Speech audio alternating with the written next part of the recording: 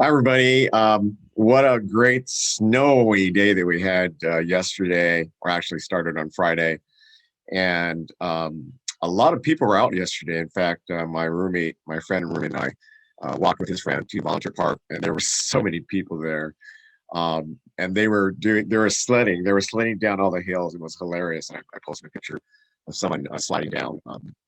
East Republican here down at 12th Avenue, and they were great because they had people on the bottom looking out for cars and making sure that the people that were sledding down or on different things, everything from like a little a sled to there was a lot of ski boarders that were going down the street, so it was fun. It was very fun. It was very festive. Anyway, let's get started. And happy Valentine's Day. Today is February the 14th. So happy Valentine's Day to one and all. So here's a forecast. It's going to be snowing this morning. In fact, I just looked out and it's starting to snow already. And it is going to snow throughout the day. And this afternoon it's going to turn into rain and maybe freezing rain. So we're going to get a little more snow. So in fact, it's snowing right now. I'm seeing on Cairo, it's snowing in West Seattle right now. On Capitol Hill, it just started snowing. It's about 7 o'clock, almost 7 o'clock.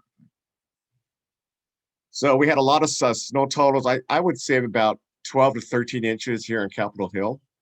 And let's take a look at a report from Cairo 7 News about all of the snow that we got Friday and yesterday. Tonight, Western Washington takes a beating from heavy snowfall, including the worst storm Seattle has seen in a couple of years. That storm is causing some major problems right now when it comes to traffic. That includes I-90 and North Bend. More than a dozen crashes have closed westbound lanes. 2 of them actually involved state troopers. Cairo 7 has a crew heading that way right now. And we're seeing some of the damage that the snow is causing, including a restaurant dining tent. Look at your screen here. Video of one of them that partially collapsed, broke apart in Queen Anne. Cairo 7's crews spread out from the north to the south sound to show you the impacts of this massive weather event. And we'll start our team coverage with Chief Meteorologist Morgan Palmer. He's tracking everything at the Pinpoint Weather Center. Yeah, we're looking at some rain tomorrow and especially Monday, and that on top of the snow that we've had, we could see more tent collapses like that. We're going to have some weighting down of the snow we have. But for tonight, we're not going to get rain. We continue to get snow, generally in areas from Seattle north, slowly fading, but we'll still have some flurries or light snow showers overnight into tomorrow. We still have some wind coming out of the Cascades. Feels like 19 in Seattle, but the winds are not nearly as strong as they were this morning. Here's the Pinpoint Storm Tracker scale. Still a 4. Still a major impact to getting around all the way through tomorrow, probably into Monday morning too. A little improvement if we get some drier times early tomorrow, but don't expect much. Wintry mix on Sunday involves some rain, some wet snow, maybe some sleet. So everything is still pretty bad out there, and I'm not expecting improvement until we get into early next week. Everett, up to about Arlington, still some snow coming down. Farther to the south, we're seeing this start to wind up in the Seattle area, but a few flurries are possible later on tonight. We'll look at tomorrow when the heavier rain, wet snow, sleet come your way, and also a look ahead at the next 7 days. Matt. All right, thanks, Morgan. Let's zero in on Seattle right now, which seems to keep on falling. There really hasn't been any let up for you out there. No, Matthew, there really has not been much of a let up at all. But I will tell you, it's still snowing, but boy, it is changing every few minutes. Sometimes it has a little bit more water in it. Other times it doesn't. But as it is, you can see what people are dealing with here. The roads are open. The main arterials are open at least. But of course, the rest of it is not. So let's show you some of what we are seeing here right now. Now, we've seen snow plows. The mayor has said that there were snow plows very busy here, and we have seen one go by us just a few moments ago, as well as a police car. We don't know where he was going, but we do know that there is a lot that is going on as the people in this city try to deal with this snowstorm that we are not used to having. Now, the Seattle mayor did hold a news conference a few hours ago, and this is what she said about those of you who are considering going out to drive. Don't drive unless you absolutely have to. The roads, even the ones that are plowed, can be very difficult to navigate. There's more pedestrians and people out trying to enjoy the snow, and we want to keep people safe. And of course, you can see the reason that she is saying that, because there are people who actually have to go to work. Of course, that UPS truck driver is one of them. And so what she is saying is that we need to remember that the streets need to be clear for that reason and that reason alone. If you don't have to drive, please don't. Now, back here live, we are seeing several people who are driving. Presumably, they have to be on the road. Nonetheless, as long as they stay on these main arterials, they will be fine. If they go on the side roads, those are not going to get any treatment of any kind for quite a long time. At least that's what the mayor is telling us. But we're being assured that all of the plows that have been on the roads are going to stay on the roads, that those crews that have been working since Thursday are going to continue to work until this goes away. Reporting live in Belltown, Deborah Horn, Cairo 7 News. What do they say? So enjoy the snow this morning. Like I said, it's about 7 o'clock and it's starting to snow here in Capitol Hill. So it's going to snow throughout the morning, and then sometime this afternoon it's going to change to rain.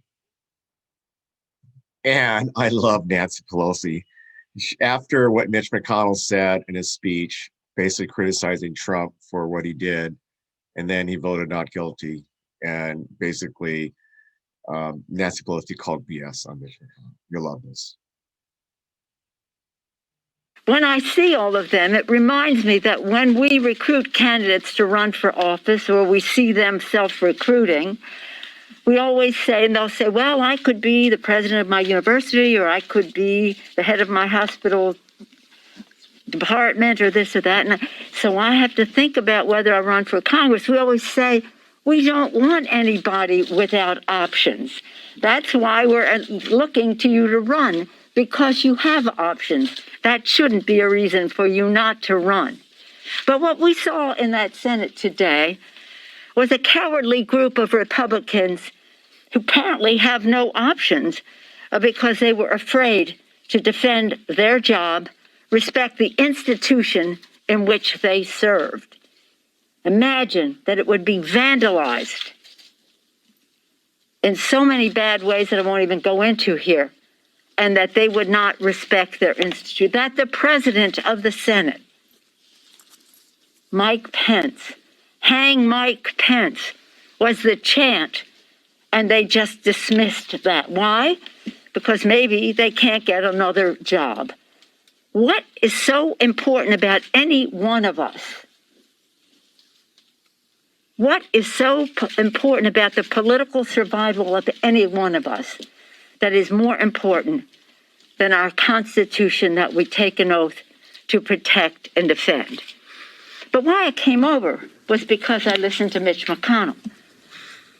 Mitch McConnell, who, when this distinguished group of House managers were gathered on January 15th to deliver the articles of impeachment, we're told it could not be received because Mitch McConnell had shut down the Senate and was going to keep it shut down until the inauguration.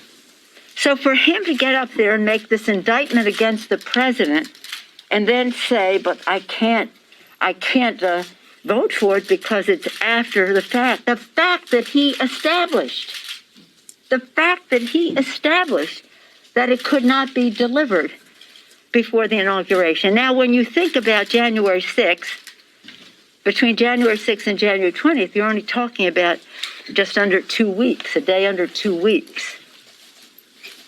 So the big lie, stop the steal, the big lie that you talked about, stop the steal, was the momentum for getting these people there on the 6th. They honestly believe, for whatever reason, maybe too much social media, whatever. Watch Social Media, that movie. So why they were thinking that that was true, that the election was not legitimate, whatever the reason the president told them. So, okay, so that's the 6th. The week later, we impeach in the House. Thank you to those of you who participated right away. Jamie Raskin Ted Lieu and David Cicilline. Where's David? David Cicilline. They had it all written up and ready to go. Bipartisanly passed the House, and then 2 days later, ready with the case to take to the Senate. Oh, we can't receive it. Not a question. And then by the law, you're supposed to receive it and the next day start the trial. So for Mitch McConnell, who created the situation where it could not have been heard before the 20th, or even begun before the 20th in the Senate, to say all the things he said, oh my gosh, about Donald Trump and how horrible he was and is, and then say, but the time that the House chose to bring it over, no, we didn't choose, you chose not to receive it. So I think that's really important. And again, it doesn't matter.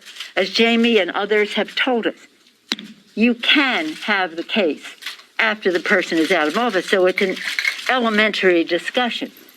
The Senate rules in that way and honoring a precedent on this. So it didn't matter, except it was not the reason that he voted the way he did. It was the excuse that he used.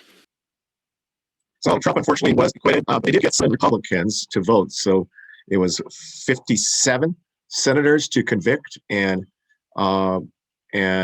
43 opposed. They needed 67 votes. Here's a great story from CBS Sunday Morning. One of my favorite programs every Sunday. We've just been through quite a week in Washington, followed by quite a day yesterday. A rare Saturday session of the Senate in which former President Donald Trump discharged the article of impeachment. The vote was 57 guilty, 43 not guilty, short of the two-thirds majority required. Here's Major Garrett to sum things up. The yeas are 57. The nays are 43. The final vote on acquittal came 10 votes short of the 67 required to convict former President Donald Trump of inciting the January 6th riot at the U.S. Capitol. We fight like hell, and if you don't fight like hell, you're not going to have a country anymore. That assault by flag-waving armed Trump supporters came shortly after the president spoke and followed months of him spewing the so-called big lie that he had been fraudulently denied re-election. Democratic impeachment manager Joe Neguse of Colorado. Because he assembled the mob, he summoned the mob, and he incited the mob. Mr. Burr, guilty. 7 Republicans voted to convict, not among them Kentucky's Mitch McConnell. Yet the Senate Minority Leader later excoriated Mr. Trump's election fraud lies and the violence that he said flowed from them. There's no question, none, that President Trump is practically and morally responsible for provoking the events of the day. History will record this impeachment process, both in the House and the Senate, as the most bipartisan exercise of its kind. Acquittal, as we know, was almost always certain. But the trial was about much more than the verdict. It established a historical record about what happened that horrible day. New video released during the proceedings revealed the mob beating and bludgeoning law enforcement, at least one officer pinned in agony between doors. More than 130 officers were injured, many seriously. 1 died. 2 committed suicide in the immediate aftermath of the onslaught. Impeachment manager David Cicilline of Rhode Island praised the police. They showed up here to serve the American people, to serve their government, to serve all of us. For the first time, we saw Vice President Mike Pence and his entourage exiting the Senate chamber, seeking safety. Senator Mitt Romney running from marauders guided by Capitol Police Officer Eugene Goodman. And this, Senate Democratic leader Charles Schumer, led by his armed security, retreating down a basement hallway. Is this America? Lead impeachment manager Jamie Raskin of Maryland. Can our country and our democracy ever be the same if we don't hold accountable the person responsible for inciting the violent attack against our country. The trial exposed Republican divisions over Mr. Trump's offenses and their gravity, and affirmed the former president's powerful sway over the GOP. The specter of a 2024 Trump bid for the presidency hung over the proceedings. House Manager Ted Lieu of California. You know, I'm not afraid of Donald Trump running again in 4 years. I'm afraid he's going to run again and lose, because he can do this again. House managers argued President Trump spent months spreading disinformation that culminated in an ugly spectacle. Delegate Stacey Plaskett of the Virgin Islands. And he had a pattern and practice of praising and encouraging that violence, never, ever condemning it. The insurgents believed that they were doing the duty of their president. They were following his orders. The former president's legal team knew they'd likely prevail and mounted a defense based on complaints about partisanship, process, and First Amendment protections for political speech. Attorney Michael Vanderveen. No thinking person could seriously believe that the president's January 6th speech on the ellipse was in any way an incitement to violence or insurrection. Attorney David Schoen. You get more due process than this when you fight a parking ticket. Mr. Trump's lawyers accused Democrats of using language similar to their clients. To fight. We have been fighting our fight. Suddenly, the word fight is off limits? Spare us the hypocrisy and false indignation. Left unsaid, none of those examples were followed by armed insurrection. The president's attorneys did not attempt to counter the accusation Mr. Trump did nothing to stop the violence once it started, nor did they deny the election was fair and accurate. This trial, in the final analysis, is not about Donald Trump. The country and the world know who Donald Trump is. This trial is about who we are. Who we are. At one point in the trial, Congressman Raskin quoted French Enlightenment philosopher Voltaire. Anyone who can make you believe absurdities can make you commit atrocities. Another of Voltaire's observations might also apply. Every man is guilty of all the good he did not do.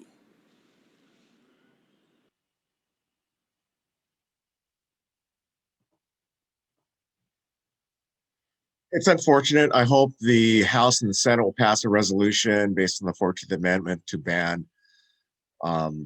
Trump forever running for another federal elected office. Hopefully that happens. Oops. So this is a very interesting. Our senator here in Washington State, Patty Murray, recounts her narrow escape from the violent mob. So I've never heard this story. This story just came out within the last 2 days.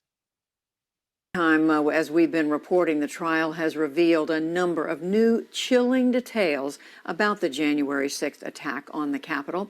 And today we have learned even more. For the first time, Senator Patty Murray from Washington State, and the highest-ranking female Democrat in the Senate, is speaking publicly about the terror she experienced that day while hiding just inches from the violent mob who she says were looking to kill.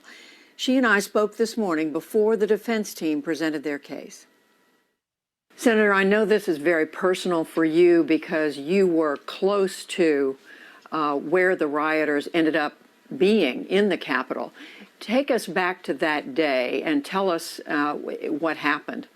Well, I came to the Capitol that day, as I do every day, and it was fairly loud outside. I had heard the president speak, and I was very aware that this crowd was pretty, negative. And so I texted my family and said, I'm on my way. I'll let you know when I get safely to the Capitol. And I did. I texted them, and I said, I'm in my office. I'm safe.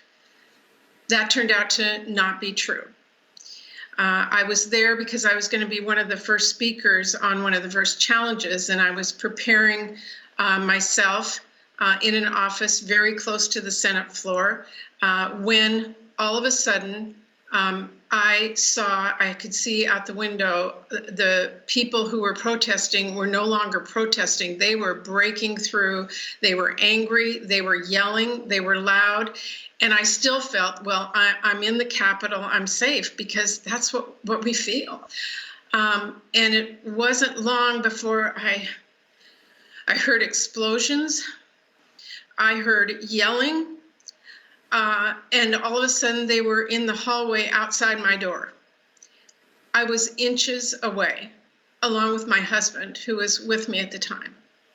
And we were really frightened. We were hearing the announcements to stay locked down. We heard loud explosions. My husband yelled at me to get down. We were lying on the floor. And all of a sudden they were in the hall. They were yelling. They were yelling that they had breached the castle. They were yelling, "Kill the infidels." And we heard somebody saying, "We saw them, they're in one of these rooms." And they were pounding on our door and trying to open it. And my husband sat with his foot against the door, praying that it would not break in. I was not safe. It was a horrific feeling, and it lasted for a long time. It had to be incredibly frightening. Senator, how close do you think they came to breaking down the door? Well, what I remember most vividly is that the door, I didn't know if the door was locked. I mean, I go in and out of it, and I couldn't remember if I locked it. And I was just, and we had to be quiet. We didn't want them to know we were in there or where we were. And I'm just looking at my husband, and we're just eye contact, just, we can see each other's eyes. Please let this door be locked. And this vision of my husband just putting his foot against a door like he might be able to hold down this incredibly loud, angry, even jubilant mob outside our door was just beyond belief. And the terror I saw in his eyes was something I have not seen. And we've been married for almost 49 years.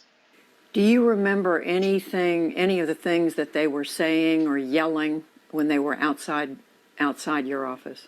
Absolutely. They were yelling that they breached the castle, they breached the Capitol. They were yelling, freedom, freedom, freedom. They were yelling, kill the infidels. They were, I remember somebody saying, get me the map. I need the map. It sounded like they were talking on walkie-talkies or phones. I think it was walkie-talkies to somebody else and getting directions. So they knew what they were looking for. And by the way, they didn't know it was me, I don't think. It could have been anyone. It could have been any member of Congress. I don't think it mattered whether we were Republican or Democrat, woman or man. They were in there to kill the infidels, as they were saying. And that is just an overwhelming thought to me today now as I sit and listen in this trial. That what they were trying to do was to kill someone. Not all of them, for sure, but that was some of them, enough of them. They wanted to take over our country, take over all of us, using brute force. Senator, why do you think they eventually left? Who do you thank for the fact that they didn't break through, that they didn't get in, and They wanted to. I mean, it was every intention of them. You could hear it in their commands. You could hear it in their words. I was in there well over an hour under this. I was trying to text with my staff. What should we do? And I looked down and my phone was running out of power because I'd been trying to text my family. I wanted them to know all of a sudden, what was going on. I was trying to text my staff. I was trying to get help. And I crawled over to where the phone was on my desk and the power had been cut. I mean, there was just so many moments like that it's hard to even talk about. I remember one point, my staff, I believed, or I heard it on a monitor, it's hard to remember, said, put on your gas masks. And we could hear something going on throughout the Capitol. And I'm like, where are the masks? I mean, I've been here forever. I haven't used mine or even known where it was since 9/11. and I didn't remember where it was, and I'm crawling across the floor trying to find a gas mask. That kind of fear is horrible. I was in the Capitol on 9/11, one of the few senators that was. I was in an office looking out across the mall towards the Pentagon. We had known that the New York towers had been hit. We were talking about it, and all of a sudden, the window that I was looking out, I could see the smoke rise from the Pentagon. Officers raced in and told us to get out of there as fast as we could. And of course, later we learned that but for some very brave people in a plane over Pennsylvania, we would have been hit. That's the only other time in my whole time here that I ever felt I was not safe in the Capitol until January 6th. And what happened on 9/11 is the urgency, the compassion, the sense of responsibility that members across the aisle worked with to go after terrorism is not here today. And to me, that's really sad. And I feel less safe now because there is not a bipartisan action on the part of Congress to say this is wrong. I've had a hard time talking about this because I don't want those people to ever feel that they had instilled fear in me that kept me from doing what I needed to do. And today, when I see some members of Congress wanting to dismiss this or wanting to say put it in the past or move on, they're being instilled by fear, and that's what's motivating them. We cannot allow that to be what runs our country. We have to be a country that runs by strength, not by fear. And, I don't want to talk about this because I don't want to show my fear, but you show your fear. You show your fear is overcome by strength, by speaking out and speaking against what happened in the Capitol. That's what I want for my country. That's what I want for my grandkids. I want a country that uses words and voices, that speaks out against this kind of brute force, that does not allow it to be what runs our democracy. And Senator, when you say your colleagues who vote not to convict, who say they don't think the president should be held responsible by conviction, what are you saying about them? I would say directly to them, do not let fear be what makes us do the right thing in this country for the future of our country and a democracy. Whether it's fear of that brute power or it's fear of a constituency that is loud or the fear of a president who is loud. Speak up for our democracy now, or you may lose it forever. And Senator, why are you speaking about this today? Because I realized as I listened yesterday to the House managers, and they talked about the senators being 58 steps away, that I was inches away. And I heard and saw what many of them didn't hear until the last few days. And I realized that it's important for me to tell people what happened to me and so many others. And I know the staff that was there, the Capitol Police, so many people lived through what I did, whose voices have not yet been heard. We need to speak up for them. Senator, soon after January the 6th, you, by name, singled out Senator Ted Cruz, Senator Josh Hawley for their role in this. How do you view their role? Do you think they bear responsibility, some responsibility for what happened? And whether you do or not, how do you see working with them as colleagues in the Senate going forward? Well, I view anyone who knew this crowd's motive and incited them and did not condemn them should be held accountable. And I felt that the actions of Ted Cruz and Josh Hawley in particular did that. I don't know, it's going to be really hard. I work across the aisle all the time. I work with Republican colleagues I respect a lot, but I can't respect someone who tries to undermine our democracy by brute force. And you believe they were part of inciting this insurrection? It was clear to me through the words they used, through the actions they used, through the incitement that they used, that they knew what this crowd was capable of, and they didn't do anything to stop them. Do you think they should stay in the Senate? Should the Senate take action against them? Well, I think the Senate is doing an inquiry into that, and I will respectfully wait for that inquiry to occur and follow the advice of the senators who follow through on that. Senator Patty Murray, I know everyone listening to you feels for what you went through, and we thank you so much for talking with us today and sharing your story. Thank you, Judy. Wow, that was quite the amazing story from Senator Patty Murray of our great state of Washington in terms of her and her husband were in her office, and he was keeping a foot on the door so these asshole mobsters couldn't get in. Oh my God, that is amazing. So I'm going to show you 3 trailers. It's kind of like romantic comedies, rom-coms. So the first one is About Time on Netflix. The second one, Always Be My Maybe. I love this. I love these 2 actors, Asian American actors. And then we have Easy A. So let's see these 2 trailers and we'll finish our broadcast today.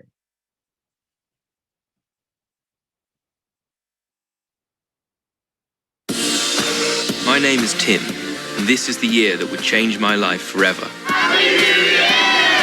Happy New Year! I just didn't know it yet.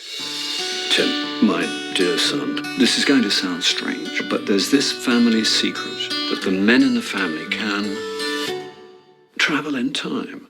This is such a weird joke. It's not a joke. If it's true, which it isn't. Although it is. But if it was, which it's not. Which it is. How would I actually... You go into a dark place, clench your fists, think of the moment you're going to, and you'll find yourself there.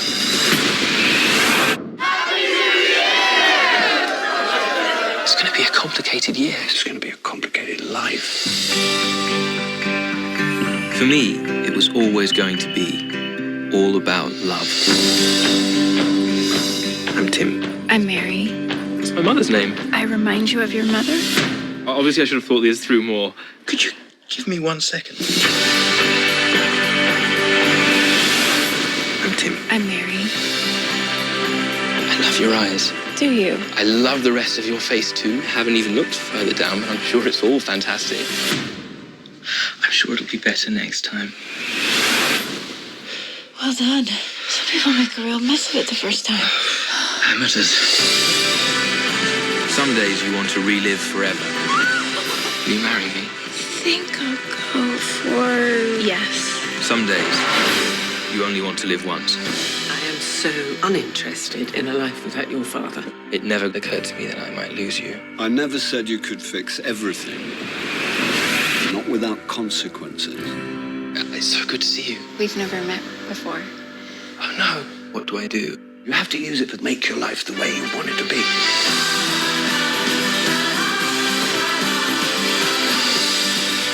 I never know what the future holds, just like everyone else. Time catches up to all of us, my son. My dad. I try to live every day as if it was the final day of my extraordinary, ordinary life. I hope I see you again. You will. My whole life depends on it.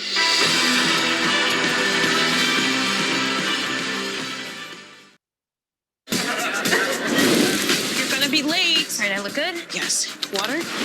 That came from your thigh gap? No, thank you. Thanks for calling it a gap. We are catching up with celebrity chef Sasha Trent and her fiancé, Brandon Choi. What a great cause, huh? We are opening a new restaurant, and I need you in San Francisco.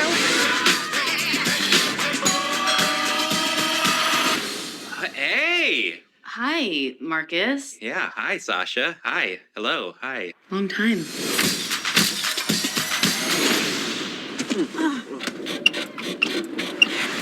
Yes, very long time. What's up? Sasha Trent! Mr. Kim! You're like our own Asian Oprah. How much money do you have now? Be serious. Oh. I'm surprised you two lost touch. You used to be so close. So, when's the big wedding day? He wants to travel a bit before we settle down. It's really for the both of us. I finally realized that I don't want to get married. Are you kidding me? You're a piece of shit! I can tell you're a little... I hope you get malaria and shit yourself to death, you shitty piece of shit! A little softer, please. You are scaring the goats. I guess I have to start dating again. Ugh, is there anything worse? You and Marcus are so cute. No. Remind me why you never got together? There's way too much history there. Oh. Yeah. We was one made for a moment in time. You still have the Corolla? What are you looking at in my backseat? Because we had sex back there? Oh my God! So what do you think? That it might be even smaller and grosser than I remember. Yeah, you better still be talking about my backseat.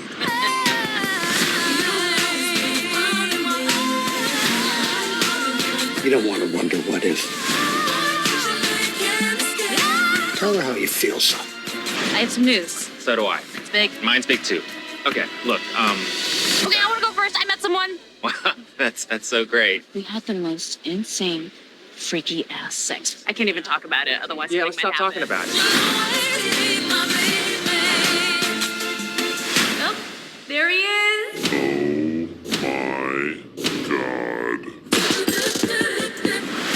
Hi, baby. I missed your flesh. I missed your thighs. I missed your beard scratching my thighs. I missed your taste. I missed your thumbs. You're so good with your thumbs.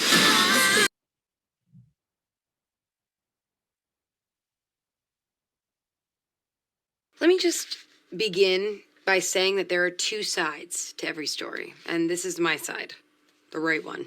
I used to be anonymous, and nothing, a non-entity. Olive. That's your name, right? Yeah, we've had 9 classes together since kindergarten. So here it is, part 1. Do you want to go out with me? Brandon, just a couple hours ago, you told me you were gay. You said I should pretend to be straight. I didn't mean with me. I am tormented every day at school. Just one good imaginary fling. Which brings us to part 2. Was that Olive with Brandon? No, grunt and make it convincing. You ready for the grand finale? Yeah, what? Thank you.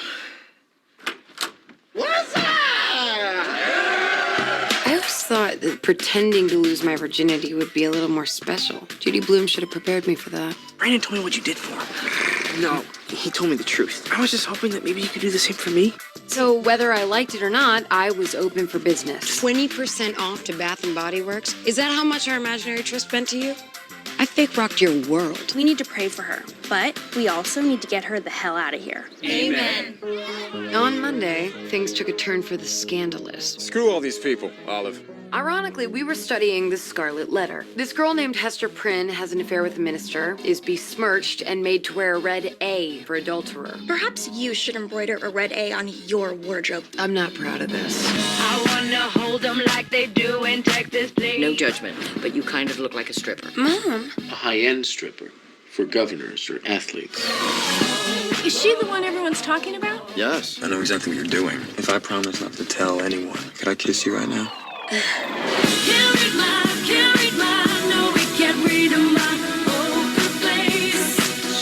I had a similar situation when I was your age. I had a horrible reputation.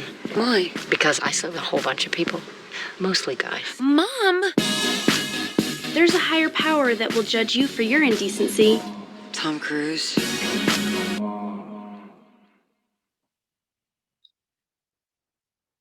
So hope you enjoyed those trailers, the romantic comedies on Netflix, and enjoy the rest of the day. It's snowing, like now it's almost 8 o'clock. It is snowing like crazy. So enjoy the rest of the snow. It's going to turn to rain this afternoon. So enjoy it. Take care. Cheers.